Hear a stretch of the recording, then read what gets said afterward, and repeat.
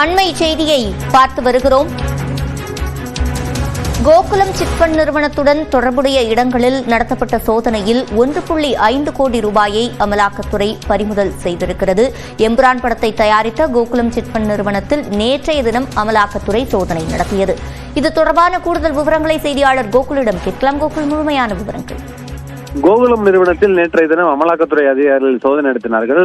சென்னை மற்றும் கேரளாவில் இந்த சோதனையானது நடத்தப்படுது. கோகுலம் சிட்பண்ட் நிறுவனம், கோகுலம் நிறுவனத்துடைய உரிமையாளர் கோகுலம் கோபாலன் வீட்டில எல்லாம் இந்த சோதனையை அமலாக்கத்துறை நேற்று முழுவதும் நடத்தினார்கள்.